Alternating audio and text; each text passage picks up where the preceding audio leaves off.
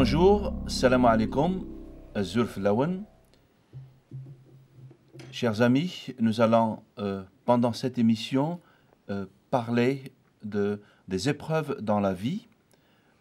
Et cela, nous allons essayer donc de concrétiser ces épreuves par l'exemple que nous avons, ou certains exemples que nous avons dans la Bible.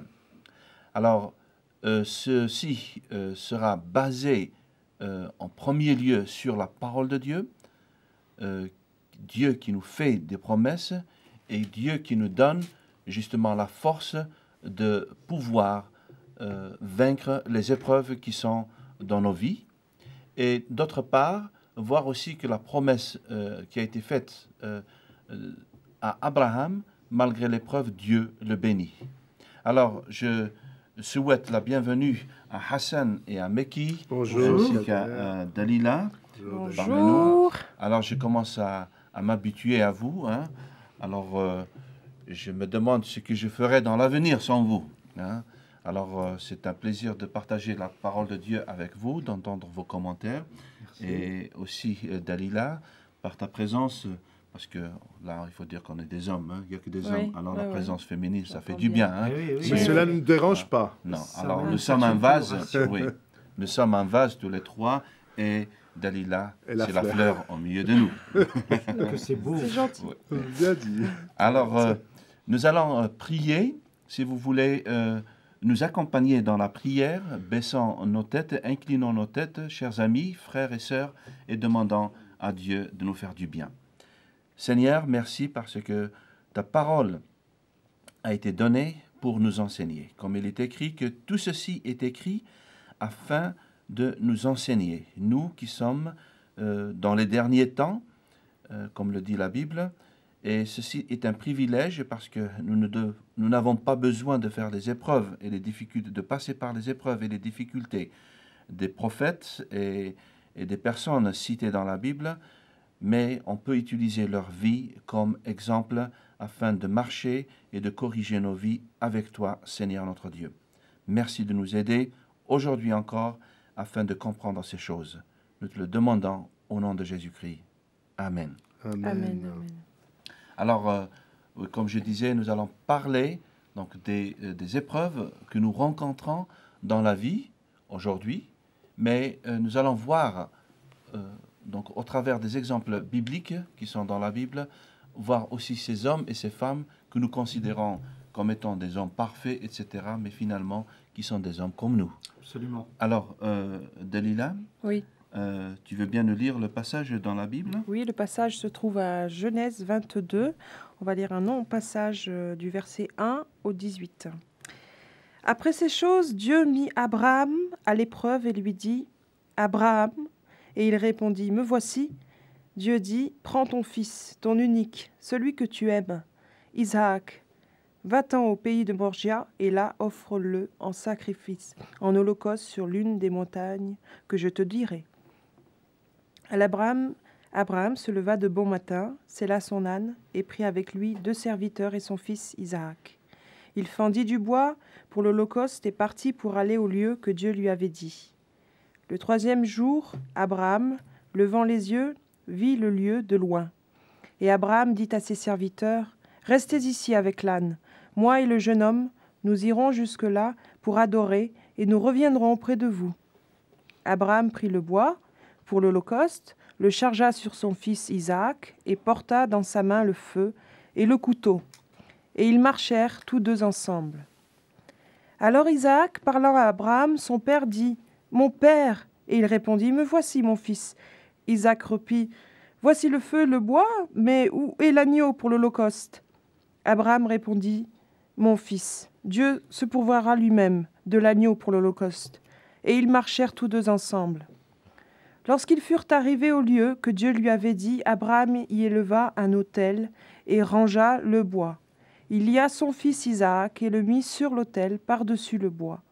Puis Abraham étendit la main et prit le couteau pour égorger son fils. Alors l'ange de l'Éternel l'appela des cieux et lui dit « Abraham, Abraham !» Et il répondit « Me voici !» L'ange dit « N'avance pas ta main sur l'enfant et ne lui fais rien, car je sais maintenant que tu crains Dieu et que tu n'as pas refusé ton fils, ton unique. » Abraham leva les yeux et vit derrière lui un bélier retenu dans un buisson par les cornes. Et Abraham alla prendre le bélier et l'offrit en holocauste à la place de son fils. Abraham donna à ce lieu le nom de Jéhovah-Jiré. C'est pourquoi l'on dit aujourd'hui, à la montagne de l'Éternel, il sera pourvu. L'ange de l'Éternel appela une seconde fois Abraham des cieux et lui dit, « Je le jure par moi-même, parole de l'Éternel, parce que tu as fait cela et que tu n'as pas refusé ton fils, ton unique, je te bénirai et je multiplierai ta postérité comme les étoiles du ciel et comme le sable qui est sur le bord de la mer. Et ta postérité possédera la porte de ses ennemis. Toutes les nations de la terre seront bénies en ta postérité, parce que tu as obéi à ma voix. » Merci. Quelle fin heureuse. Oui, c'est un très long passage, mais plein de promesses, plein d'événements, plein d'émotions, il faut le dire. Oui, absolument. Alors, je vous laisse, sinon je vais pleurer là. Hein. Allez-y, allez-y. Première réaction, c'est une réaction de reconnaissance vis-à-vis d'Abraham, le père des croyants. Je me dis, grâce à la détermination de cet homme, dans une certaine mesure, le sort de l'humanité a été scellé.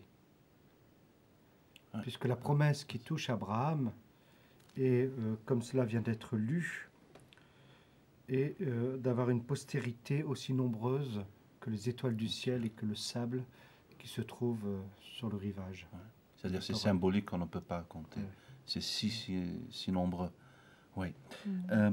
Alors, quand on regarde le texte de près, hein, je vais sauter de l'un à l'autre, etc. Quand ils sont arrivés devant la montagne, bon, d'ailleurs, d'abord, la Bible nous dit qu'il voit, il reconnaît. Hein, il reconnaît, c'est peut-être l'instinct paternel hein, qui le fait bouger, qui lui dit que voilà, c'est là-bas que tu dois offrir ton fils. Mais ce qui me touche vraiment ici, c'est Abraham qui dit au serviteur, nous reviendrons, pendant qu'il savait qu'il allait l'offrir. Alors, parce que Abraham a déjà une perception et il comprend et il sait que Dieu a la capacité de ressusciter les morts. C'est d'ailleurs ce que reprendra à son compte l'auteur de la lettre aux Hébreux. Abraham sait que Dieu est capable de ressusciter les morts.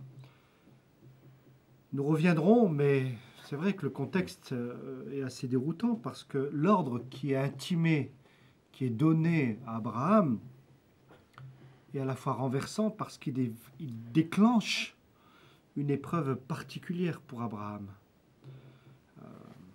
Et l'épreuve, donc, c'est celle du sacrifice de son fils unique, à savoir le fils de la promesse.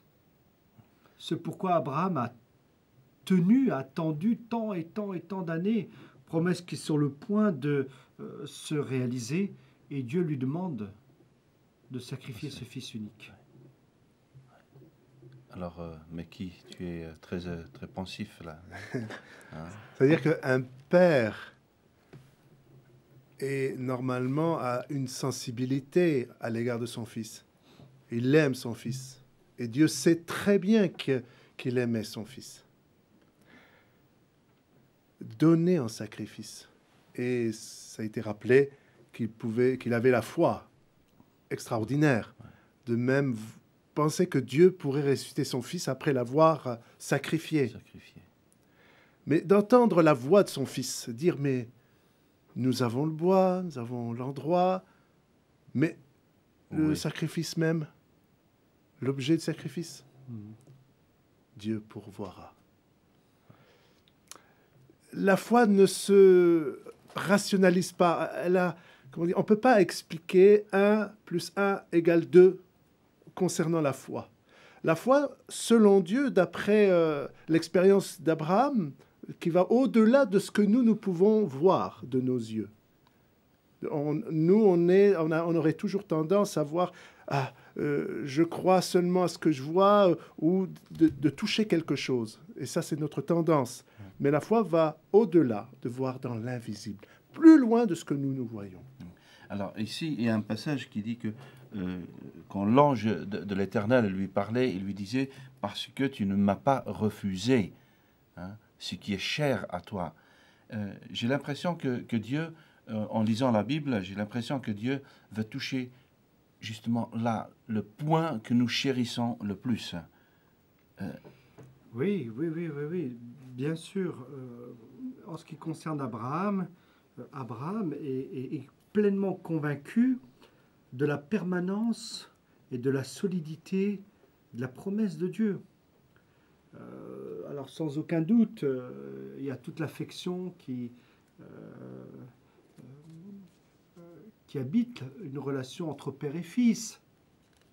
Mais pour Abraham, cet ordre, cette demande, c'est le risque de mettre fin à un contrat, à une alliance. Et ce qui est déroutant, c'est qu'Abraham, sans aucune hésitation, aucune, obéit, sans faiblir, sans mettre en doute la moralité même du sacrifice ou de l'ordre de Dieu. Mais Abraham croit en la résurrection des morts. Il croit. Il croit que Dieu est capable de ressusciter les morts. Et c'est dans ce sens-là qu'Abraham réussit le test. Oui. On peut voir aussi par là que sa foi est restée ferme. Ferme et inébranlable, parce qu'elle est rattachée non pas à ses émotions, Voilà. non pas à ses impressions, non pas aux circonstances de sa vie. Sa foi est rattachée à un Dieu grand et puissant. Nous allons faire un peu un saut dans l'histoire et dans le temps. Il y a quelqu'un, hein, donc Dieu, qui a sacrifié son fils pour nous afin de réaliser la promesse qu'il avait faite à Abraham. Est-ce que vous pouvez nous expliquer le lien entre les deux Alors, en fait, c'est la première fois où il est question dans les Écritures d'une mort substitutive. Alors, c'est un terme technique, pas de panique. C'est-à-dire, c'est la première fois où il est question qu'un animal, qu'une chose allait mourir à la place d'eux. Et là, donc, il est question d'un bouc, d'un animal qui va mourir à la place d'un enfant, d'un jeune homme, à Isaac. Voilà. Puisque Dieu donne un bélier en lieu et place du fils d'Abraham. Et cela préfigure le sacrifice de Jésus, qui est appelé l'agneau de Dieu et qui va mourir à la place de nous tous. De nous tous. Alors, quand on repense un petit peu aux émissions passées où nous avons parlé du péché, donc du brisement de la relation avec Dieu, de la désobéissance, jusqu'à même les conséquences du péché, donc les conséquences de cette désobéissance, jusqu'à même la mort d'un assassinat. Finalement, ce n'était pas une mort simple, mais d'un assassinat. Donc on reprend là donc le trait d'union, hein, qui est le péché. Et donc Dieu a promis dans la délivrance, a promis donc à Abraham une postérité, a promis, etc. Mais donc on voit cela dans le temps se réaliser et donc il s'est réalisé en Jésus-Christ parce que Isaac n'a pas été sacrifié. N'a pas été sacrifié, oui. Mais Jésus-Christ a été sacrifié. Ouais. Alors le bélier, il avait du sang, c'était un animal, et le Seigneur Jésus n'était pas un animal, il était un homme, hein, comme nous, etc. Il a été, et son sang a été versé. Alors, est-ce que vous pouvez nous expliquer un petit peu cette relation de vie, cette relation de très brièvement, substitut je laisserai t'exprimer. Très brièvement, Jésus est venu dans un contexte bien précis, le contexte juif. Et le peuple juif offrait quotidiennement, en tout cas le grand prêtre, offrait quotidiennement des sacrifices pour l'expiation des péchés, donc à cause des péchés, à cause de ses propres péchés, nous dit l'auteur de la lettre aux Hébreux, et à cause des péchés du peuple. Jésus, lui, vient et s'offre lui-même en sacrifice pour le pardon des péchés de tous. Et ainsi, nous comprenons par là que Jésus remplace tout ce dispositif religieux, sacrificiel, n'est-ce pas, de cette multiplicité de sacrifices, et ce, dans la quotidienneté de tous les jours de la vie du peuple d'Israël. Et ce sacrifice n'a plus lieu à l'autel, mais en mémoire à la table du Seigneur, puisqu'il dit « Venez, prenez-en tous, ceci est le sang de la nouvelle, ceci est le signe de la nouvelle alliance en mon sang. » Bien, nous allons certainement dans les émissions prochaines nous attarder sur la valeur du sacrifice. C'est juste aujourd'hui une idée, avec l'espérance que ceux qui nous regardent vont vouloir en savoir davantage. Je reviens à l'épreuve d'Abraham. Dieu l'a appelé, Dieu lui a fait des promesses. Et puis voilà, un enfant qui naît, alors qu'Abraham avait 100 ans, je pense, si mes comptes, je ne dis pas mes comptes, si ma mémoire ne me trompe pas. Donc il avait 100 ans, mais Dieu l'a mis à l'épreuve. Alors si on essaye de rapporter cela dans la vie des frères et des sœurs dans l'Église, de ceux qui nous regardent et de celles qui nous regardent. Alors comment peut-on expliquer ces choses à ceux qui nous regardent, et comment vous faites, comment vous essayez de faire passer le message dans l'Église? Alors, comme notre enseignement est toujours basé sur l'Écriture, la Bible, eh bien, on rapporte à nos amis, à nos bien-aimés, nos frères et sœurs dans la foi, ce que le Seigneur nous a enseigné, de rapporter ce que Jésus a dit.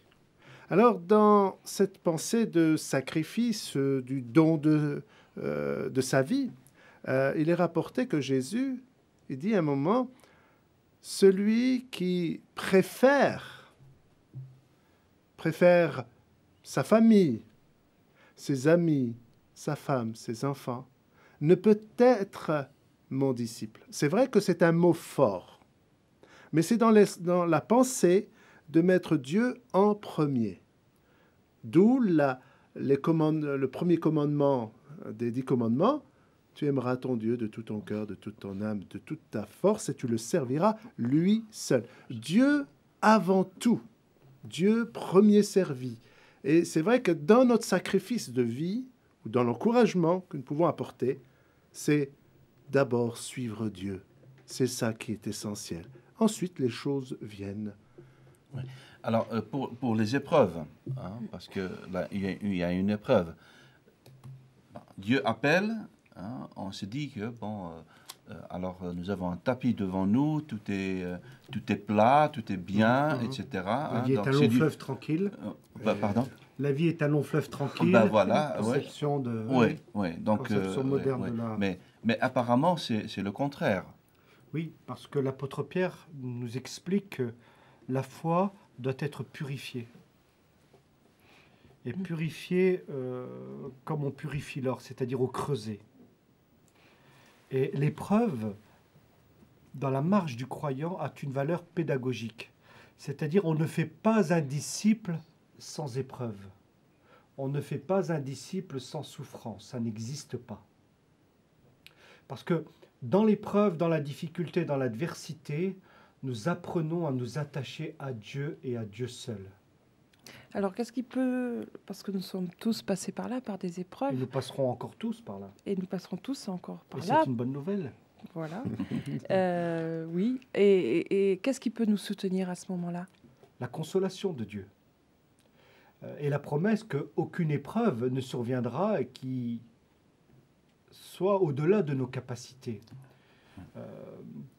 C'est pas que Dieu se plaise, n'est-ce pas, à nous amener sur le chemin de l'épreuve, Mais nous vivons dans un monde où le mal règne, n'est-ce pas? Et nous, souvent, nous sommes dans une perspective que de 70 ans. C'est-à-dire, nous croyons en Dieu, nous adhérons à la foi chrétienne, bien sûr, et c'est légitime, dans l'espoir que ça aille mieux ici-bas, et ça va infiniment mieux, évidemment. Mais quand Dieu nous prépare, c'est pour l'éternité. Ouais. Je crois qu'il y avait quelqu'un qui disait à ceux qui faisaient l'argent, hein, donc, et l'or, qui purifiaient l'argent et l'or, on leur demandait comment savez-vous que l'or est suffisamment pur?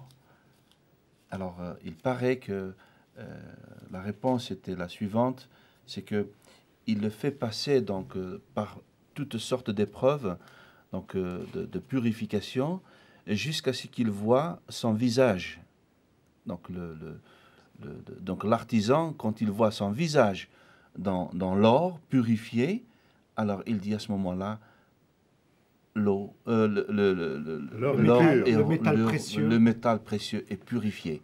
Et je crois que par ces épreuves, je ne sais pas, jusqu'à ce que Dieu se voit en quelque sorte en nous. Hein, Très bon. et c'est ce qui fait que les épreuves sont là pour nous détacher, pour nous déraciner, je dirais même, de cette nature.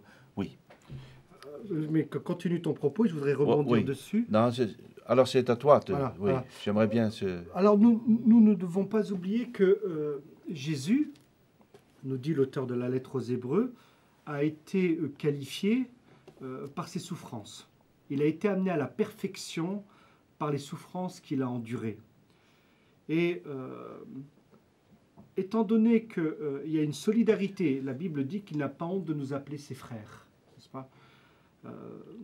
Si Jésus a été préparé, a été perfectionné par les souffrances qu'il a endurées, il en va de même du disciple.